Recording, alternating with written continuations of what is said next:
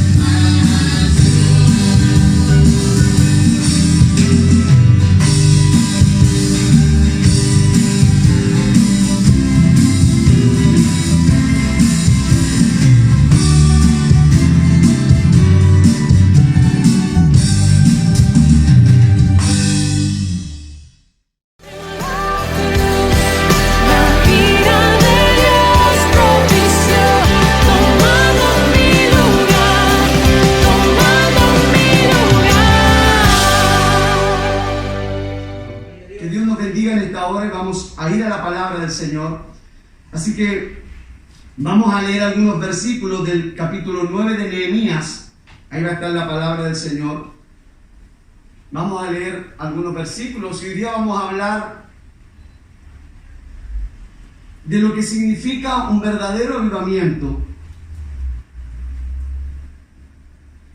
¿Y en qué circunstancias ocurrieron estos avivamientos? La verdad que no vamos a poder definir porque es muy difícil o nadie ha podido definir en una palabra lo que es un avivamiento. Pero es más fácil poder, hermano, hablar de las características de un avivamiento. Y es lo que vamos a compartir en esta hora. Vamos a leer algunos versículos de Nehemías, ¿ya? Así que, Nehemías capítulo 9, amén, le vamos a dar lectura, y así dice la palabra del Señor. Esta es la palabra del Señor. Mire, dice, el día 24 del mismo mes se reunieron los hijos de Israel en ayuno y con cilicio y tierra sobre sí. Y ya se habían apartado la descendencia de Israel de todos los extranjeros. Y estando en pie, confesaron sus pecados y las iniquidades de sus padres. Y puesto en pie en su lugar, leyeron el libro de la ley de Jehová su Dios, la cuarta parte del día. Y la cuarta parte del día confesaron sus pecados y adoraron a Jehová su Dios. Luego se levantaron sobre las gradas de los levitas, Jeshua, Bani, Casmiel, Sebanía, Buní, Serebías, Bani y Kenani, y clamaron en voz alta a Jehová su Dios. Y miren lo que dijeron estos sacerdotes. Levantaos, dijeron ellos, bendecid a Jehová vuestro Dios desde la eternidad y hasta la eternidad. Bendígase el nombre suyo, glorioso, alto, sobre toda bendición y alabanza. Tú solo eres Jehová. Tú hiciste los cielos y los cielos de los cielos, con todos sus ejércitos, la tierra y todo lo que está en ella, los mares y todo lo que hay en ellos. Tú vivificaste todas estas cosas y los ejércitos de los cielos te adoran. Tú eres Jehová, el Dios que escogiste a Abraham y lo sacaste de Ur de los Caldeos y le pusiste el nombre de Abraham.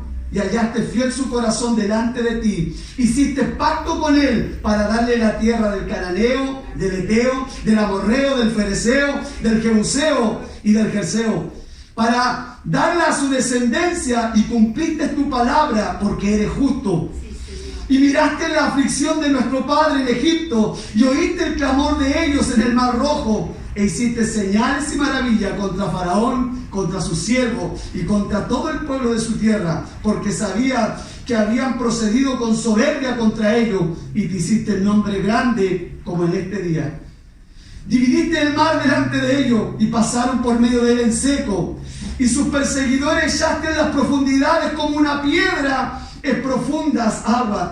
Con columna de nube los guiaste de día y con columna de fuego a la noche para alumbrarles en camino por donde iban de ir. Y sobre el monte de Sinaí descendiste y hablaste con ellos desde el cielo. Les diste juicio recto, leyes verdaderas y estatutos y mandamientos buenos. Y le ordenaste el día de reposo santo para ti. Y por mano de Moisés tu siervo le prescribiste mandamientos, estatutos y la ley. Y le diste pan del cielo en su hambre, y en su sed le saciaste agua de la peña, y le dijiste que entrasen a poseer la tierra con la cual alzaste tu mano y juraste que se las daría. Pero mira lo que hicieron ellos, mas ellos y nuestros padres fueron soberbios, endurecieron su cerviz y no escucharon tu mandamiento. No quisieron oír ni se acordaron de tu maravilla que habías hecho con ellos. Antes endurecieron su cerviz y su rebelión, pensaron poner caudillos para volver a su servidumbre, pero tú eres Dios que perdona, clemente y piadoso, tardo para la ira, grande en misericordia, porque no los abandonaste. Señor, queremos agradecerte en esta hora, Padre, por este tiempo en que nos das y que nos permite leer tu palabra. Señor, podríamos seguir leyendo este capítulo glorioso, maravilloso, Señor. Padre mío de la gloria, yo te doy gracias por tu amor, por tu misericordia, porque así como una y otra vez perdonaste a tu pueblo, así lo haces con nosotros, porque tu amor y tu misericordia sobrepasa todo entendimiento. Bendice a cada hermano, Señor, que estamos en esta noche, y aquellos que oirán tu palabra. Bendíganos, Señor, de una forma especial, por Jesús. Amén y amén, Señor. Tome su asiento nomás en esta hora. Bien, y quiero, hermano, compartir con ustedes, como dije, y hablar de lo que es verdaderamente un avivamiento. ¿Por qué? Porque hoy escuchamos en muchas partes, ¿cierto?, expresiones como estamos en un avivamiento, ¿sí o no? Sí. También oímos, en muchos lugares decir que cierta iglesia o en cierto lugar se hará cultos de avivamiento, ¿cierto? Cultos semanales de avivamiento. Otros han llamado avivamiento, ¿cierto?, a campañas evangelísticas donde se hacen milagros, sanaciones. Y es algo que ocurre frecuentemente en nuestros días, o ocurría hasta que, ¿cierto?, llegó esto de la pandemia que hoy vivimos. Y todo aquello está acompañado, hermano, de muchas promesas de prosperidad económica. Pero la pregunta es, ¿qué es realmente un avivamiento? Y como dije anteriormente, muchos han tratado de definir lo que es un avivamiento en una palabra, pero es muy difícil poder hacerlo. Pero sí hay algo que podemos hacer, que es dar características de un avivamiento. Y para eso debemos ir a la Escritura. Y lo más apropiado, hermano, es, como dije, ir a la palabra del Señor y analizar los avivamientos que hubieron anteriormente para que podamos entender. Pero hay algo que quiero decir y que es importante. Que cada avivamiento verdadero, hermano, siempre fue movido por el poder de Dios y fue traído a su pueblo de una manera soberana, en un momento particular y como resultado del derramamiento de su gracia. Cada avivamiento fue de esa manera.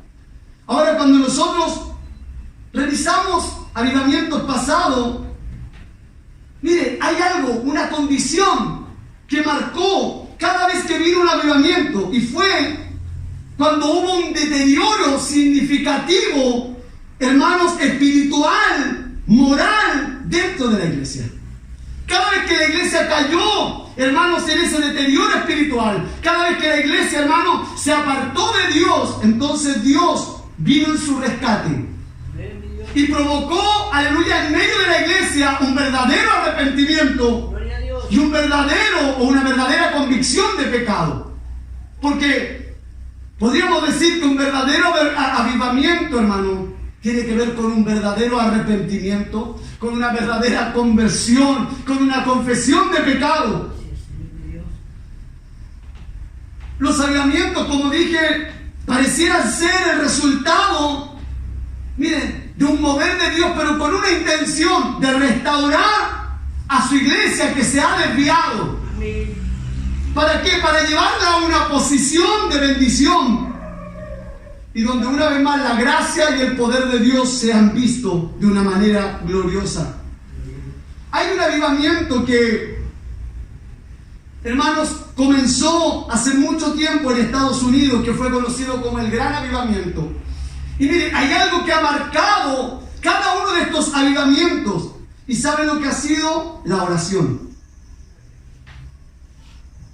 La oración ha jugado un papel fundamental en cada uno de esos avivamientos. Este avivamiento que le hablo, que ocurrió en 1725, miren, comenzó con un grupo o con una comunidad llamado moravos, que comenzó a orar. Y este avivamiento trajo arrepentimiento y reconciliación. Por eso un verdadero avivamiento, hermano, no es nada más que eso. Arrepentimiento y reconciliación, primero con Dios y luego con los que están a nuestro alrededor. Se dice que este grupo de creyentes comenzó a orar 24 horas al día.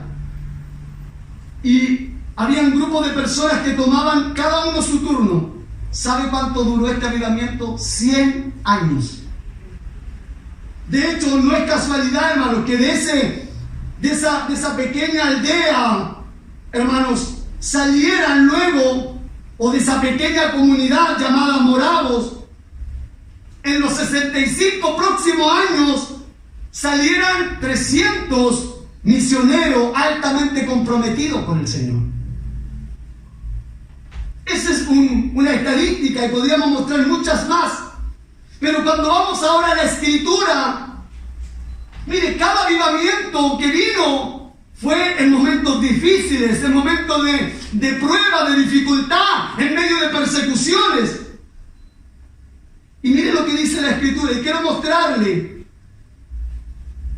En estos avivamientos que vivió la iglesia, cuando vamos a la palabra del Señor, mire, lo primero que nos muestra el libro de Hechos, y mire lo que dice, porque los discípulos fueron en Hechos 5:28 encarcelados. ¿Y sabe por qué? Porque habían llenado la ciudad con su enseñanza.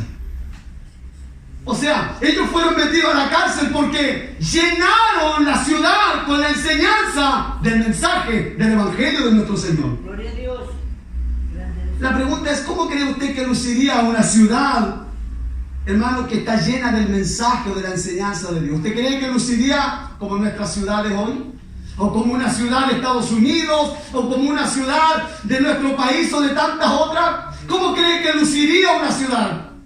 Y a través de la palabra nos muestra que habría gente arrepintiéndose, convirtiéndose, confesando sus pecados. Mire, seguimos viendo. También la palabra del Señor nos dice en Hechos 8:8 que había un poblado de los samaritanos. Usted sabe, los samaritanos odiados por los judíos, y que Samaria estaba llena de gozo. O sea, nos dice que los discípulos estaban llenos de gozo, nos dice que una familia, o sea, toda Samaria estaba llena de gozo por la predicación de la palabra del Señor. Gloria a Dios. ¡Qué tremendo! Grande el Señor. Es más, mire lo que dice Hechos 19, 18, 20. Y muchos de los que habían creído venían confesando y dando cuenta de sus hechos. Asimismo, muchos de los que habían practicado la magia trajeron los libros y los quemaron delante de todos. Y hechas las cuentas de su precio, hallaron que eran 50,000 piezas de plata. O sea, estos que se convertían traían aquellos libros de magia que costaban un dineral y los quemaban, porque la palabra de Dios estaba provocando en ellos un verdadero arrepentimiento. Esas son las características de un verdadero avivamiento. Hermano, lo que vemos en estos pasajes es algo sobrenatural. Cosas que no estamos acostumbrados nosotros a ver. Pero estas cosas ocurrieron y son la evidencia de un verdadero avivamiento. Y todos frutos del mensaje de la palabra del Señor.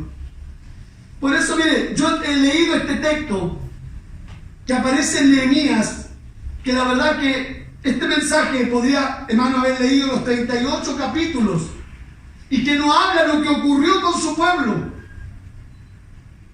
Hay algo importante antes de ver algo bien cortito para compartirlo en el tiempo que tenemos en esta noche. Ningún avivamiento es igual a otro, pero tienen muchas cosas en común. Y aquí en el libro de Nehemías, hermano, encontramos esta historia cuando el pueblo había regresado a su tierra después de 70 años de cautiverio. El pueblo tuvo 3 retornos.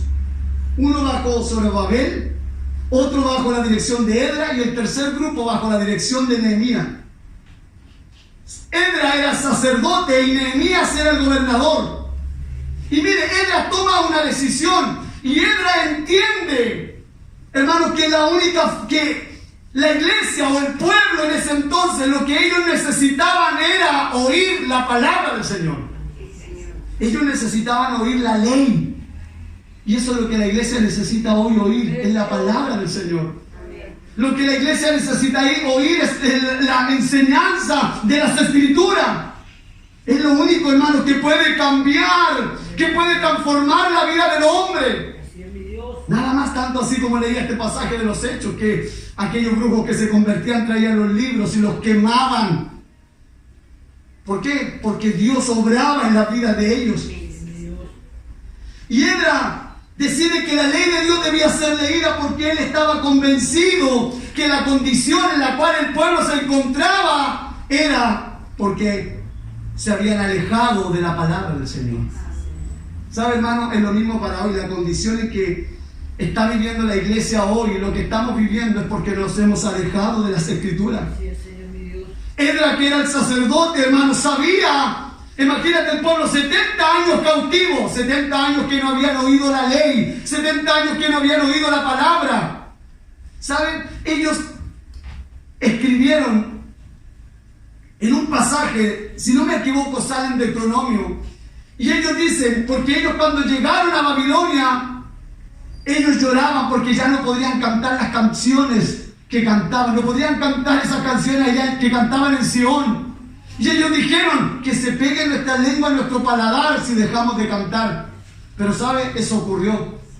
No se pegó su lengua de una forma textual, pero callaron. Dejaron de adorar a Dios, dejaron de cantar porque se mimetizaron con aquel pueblo. Ellos no estaban esclavos allá en Babilonia, pero sí estaban cautivos. Pero ellos se acostumbraron a vivir como los demás vivían. Entonces después de esos 70 años, la iglesia necesita oír la palabra del Señor. Hay muchos que dicen, yo en mi casa, en verdad leo las escrituras, puedo orar, puedo cantar, pero nosotros necesitamos ser confrontados con la palabra del Señor. Necesitamos ser ministrados con la palabra del Señor. Yo ayer le decía a los hermanos, no hemos pensado que, aleluya, Dios que está detrás de todo esto, porque Dios es que permite esto. ¿Por qué Dios ha permitido que se cierren las iglesias? ¿Será porque estamos obrando igual como en los tiempos de Malaquía, que ellos regresaron, aleluya, restauraron el templo? Igual este mismo pueblo restauró el sacrificio, pero estaban trayendo lo cojo, lo enfermo, lo manco, creyendo que a Dios se le puede dar cualquier cosa. Pero miren lo que pasa. Y en la primera característica, vuelvo a decir, él estaba convencido que la condición en la cual el pueblo se encontraba era porque se había alejado de la palabra del Señor. Nosotros hoy vivimos un evangelio a nuestra manera. Cuando se discute un tema, muchos dan su opinión, muchos dicen yo lo veo de esta manera, pero en cada situación nosotros tenemos que consultar qué dice la Biblia, qué dice la Escritura, qué dice la palabra del Señor. Esta crisis que nosotros vivimos hoy es porque nos hemos alejado de la palabra del Señor. Ciertamente nosotros necesitamos un avivamiento, necesitamos arrepentirnos, necesitamos volvernos al Señor. Y mire, hay 3 características que yo quiero compartir. Y la primera la encontramos en el versículo 1 y 2. A ver si lo podemos ir tirando. El día 24 del mismo mes se reunieron los hijos de Israel en ayuno y con cilicio y tierra sobre sí. Y ya se habían apartado la descendencia de Israel de todos los extranjeros. Y estando en pie, mire, confesaron sus pecados y las iniquidades de sus padres. O sea, la primera característica que vemos, arrepentimiento y humillación. ¿Sabe? El pueblo se había mezclado, que eso estaba prohibido por Dios, y el pueblo se mezcló. Pero a la hora de arrepentirse, ¿saben lo que ellos hicieron? No permitieron que aquellos que no eran del pueblo de Dios entraran, aunque eran matrimonio. Ellos dijeron, ustedes quédense afuera, porque nosotros vamos a humillarnos delante del Señor. Alabado sea su nombre, Señor. Segunda de Crónicas dice, si mi pueblo se humillares, sobre el cual mi nombre es invocado, y oraren y buscaren mi rostro, entonces yo iré desde los cielos, perdonaré sus pecados y sanaré su tierra. ¿Saben lo que hemos hecho los cristianos todo este tiempo? Decir, todo esto está pasando porque el mundo está mal, porque la gente está pecando, porque el gobierno está aceptando leyes que a Dios no le agrada. Y es verdad, es cierto, pero no nos hemos mirado hacia la iglesia, no hemos dicho a la iglesia, no hemos alejado de la palabra. La iglesia estamos viviendo a nuestra manera. Hoy hemos tenido que reducir, ¿cierto?, las veces que podemos el número de hermanos, pero ¿cuánto cuando tenían la libertad no lo hacían?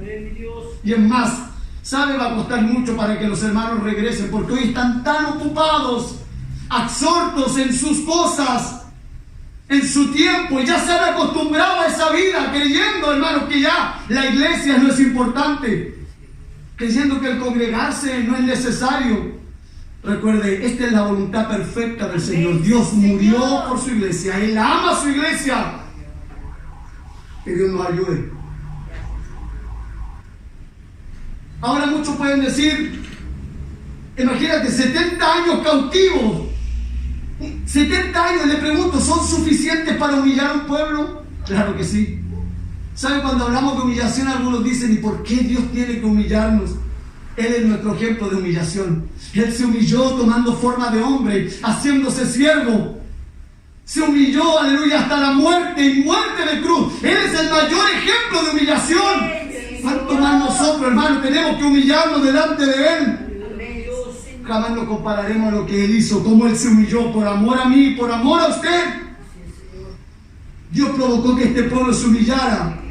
¿Saben por qué? Porque cuando el pueblo estaba bien, tenía paz, se olvidaba de Dios. Cuando nosotros estamos bien, no nos acordamos de Dios.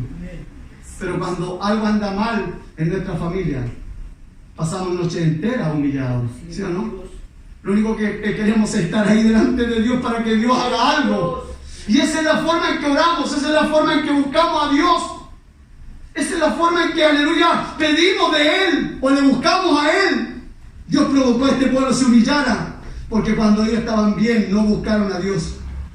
Miren lo que dice Nehemías 9:28. Pero una vez que tenían paz, volvían a hacer lo malo delante de ti, por lo cual los abandonaste en manos de sus enemigos, que los dominaron, pero volvían y clamaban otra vez a ti, y tú desde los cielos los oías, y según tu misericordia muchas veces los libraste.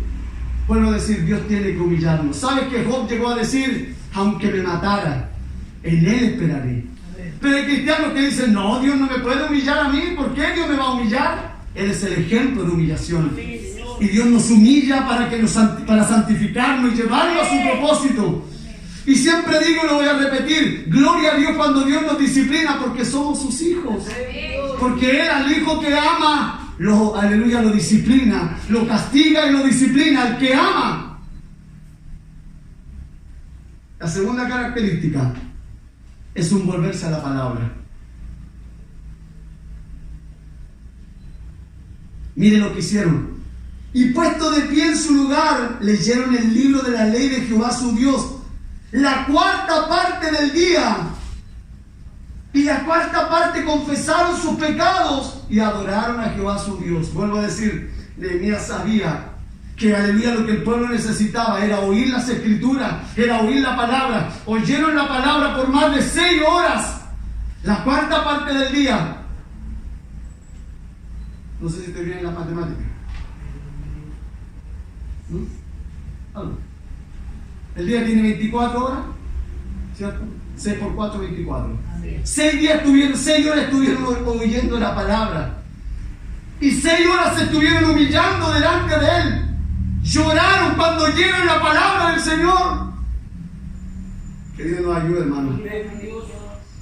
Jamás puede haber un avivamiento fuera de la palabra de Dios. Él llevó al pueblo a que oyera la palabra. Mira, lo mismo que Cristo dijo en Juan 17:17. Santifícalos en tu verdad, tu palabra es la verdad. Nunca podremos vivir o ser santificados fuera de la palabra de Dios. Lo que nos santifica es la palabra del Señor. Yo debo oír la palabra de Dios cada día, hermano. Debiera escuchar la palabra de Dios, porque es la que me santifica. Es por eso que debemos volvernos como iglesia a la palabra. Santiago 1:23. La palabra es como un espejo, hermano. A través de la palabra nosotros reflejamos lo que somos. Pero miren lo que dice Santiago, porque si alguno es solo oidor de la palabra, pero no hacedor de ella, este es semejante al hombre que considera en un espejo su rostro natural, porque él se considera a sí mismo, se va y luego olvida cómo era. Así es aquel que oye la palabra y no la practica. Es como aquel que se mira en un espejo. Así es aquel. Pero la palabra es como un martillo, es como un fuego. Y es lo que dice Jeremías. No es mi palabra como el fuego. Jeremías 23:29 dice Jehová. Y como martillo que quebranta la piedra. Miren lo que dice Salmo 19:7. La ley de Jehová es perfecta. Amén. La palabra de Dios es perfecta. ¿Y sabe lo que hace? Convierte el alma. Amén. El testimonio de Jehová, o la palabra de Jehová es fiel, no falla. Amén. La palabra del Señor es perfecta, no hay en ella ningún error. Es fiel, hace sabio al sencillo. Y miren lo que dice 2 de Pedro 1:19. Tenemos también la palabra profética más segura. Las profecías cesarán. Hermano, todo se acabará, pero la palabra permanecerá para siempre. El cielo y la tierra pasarán, pero mi palabra no pasará.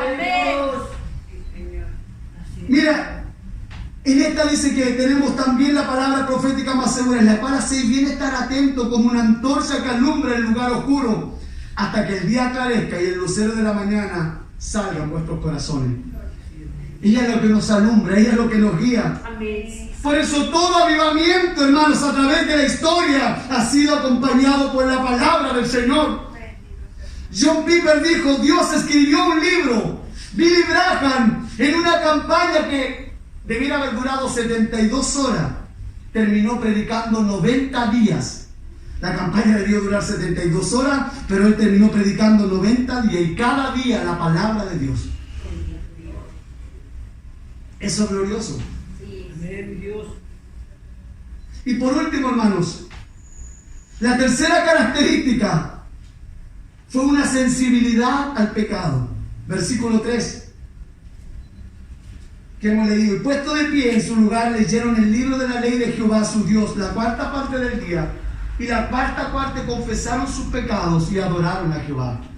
¿Sabe? Cuando se provoca un verdadero avivamiento, los hombres y las mujeres empiezan a confesar su pecado. Confiesan a hablar, hermano, de lo que está dentro de ellos y comienzan a confesarlo delante de Dios. Ese es un verdadero arrepentimiento. Nosotros, o avivamiento, a veces creemos que el verdadero avivamiento es donde la gente habla lengua, donde la gente salta o danza, donde la gente hace cualquier, aleluya, no sé, algo más llamativo. Pero si allí no hay arrepentimiento, si allí no hay confesión de pecado, no hay avivamiento. Y nosotros como país, como nación, como el mundo entero, necesitamos arrepentirnos de nuestros pecados. Necesitamos confesar nuestros pecados delante del Señor. Necesitamos hacer como el pueblo. El pueblo confesó sus pecados y los pecados de sus padres. ¿Sabe usted que David, Daniel confesaron los pecados? Nehemías también, cuando él ora, confiesa los pecados y dice: Señor, perdona mis pecados, los pecados de este pueblo y yo, porque este pueblo y yo hemos pecado delante de ti. Siempre digo, cuando pasa un hermano a orar y comienza a decir: Señor, perdónanos porque hemos pecado o porque he pecado, hay muchos que lo escuchan y dicen: ¿qué habrá hecho el hermano? Como que ellos fueran tan santos y nunca pecaran. Porque nos han enseñado y creemos, aleluya, que el creyente nunca peca. Somos pecadores, la diferencia es que nos dolemos del pecado, que no hemos arrepentido. Somos pecadores arrepentidos de nuestro pecado. Y cada día nos duele, aleluya, fallarle al Señor. Mire, si usted lee, y por el tiempo que tenemos en su casa, siga leyendo del verso 5 al 31, y verá cómo este pueblo, después de confesar sus pecados, ¿sabe lo que hace el hombre? Comienza a reconocer lo grande que es el Señor, la gloria del Señor. El pueblo, hermano, en esos versículos hasta el final no solo reconoció lo grande que era Dios, reconoció su justicia. Y cuando yo reconozco la justicia de Dios, veo mi pecaminosidad. Cuando yo reconozco y veo a Dios que es santo, y como yo siempre lo digo, hermano, esa palabra para santo en Dios es kadosh. En el griego kadosh, ¿y sabe lo que significa? Que Dios está apartado infinitamente de todo lo creado. En uno de los sermones, y con esto voy a terminar, cuando Moisés le dijo: Señor, yo no quiero ir a ninguna parte si tu presencia no va conmigo. El Señor dijo, porque el Señor le había dicho: vayan ustedes porque yo no voy a ir con ustedes por su pecado. Pero Moisés quería la presencia de Dios, quería ir con el Señor. Y no se conformó solamente con eso, él quería la gloria de Dios. ¿Y sabe cómo Dios le demostró su gloria? El Señor se la demostró a través de su bondad, a través de su misericordia. Yo tendré misericordia del que tengo misericordia. Y yo decía que la gloria de Dios está atada a la bondad de Dios, porque la única forma en que nosotros podemos ver la gloria de Dios y no morir es experimentando su amor y su gracia. Así le hemos conocido. Porque de otra manera, Él dice allí en ese texto, en el libro de Éxodo: nadie me ha visto y ha vivido. Nadie puede. Pero ¿sabe cómo hemos visto la gloria del Señor? en su bondad, en su amor. Así como es de grande su bondad, así como es de grande su misericordia para perdonar nuestros pecados, si nos arrepentimos de ellos y nos volvemos a ellos como iglesia, Él perdonará nuestros pecados. Eso es lo que el Señor hace. Póngase de pie en esta hora. Padre, queremos darte gracias, Señor, por tu palabra, Señor, por tu misericordia, porque tú, Señor, nos permites oírla en esta noche, Señor. Estos 2 días que nos has permitido reunirnos, Señor, con algunos hermanos para, Señor, hablar de tu palabra y estar en este lugar. Te pedimos, Señor, perdona nuestros pecados. Señor, perdona los pecados, Señor, de nuestra nación. Perdona los pecados, Señor, de nuestra familia, Señor. Perdona los pecados de tu iglesia, Señor. Porque necesitamos humillarnos delante de ti. Necesitamos confesar nuestros pecados. Señor, te hemos ofendido, hemos fallado, Señor, delante de ti. Nos hemos alejado, Señor, de la verdad de tu palabra. Pero ayúdanos hoy.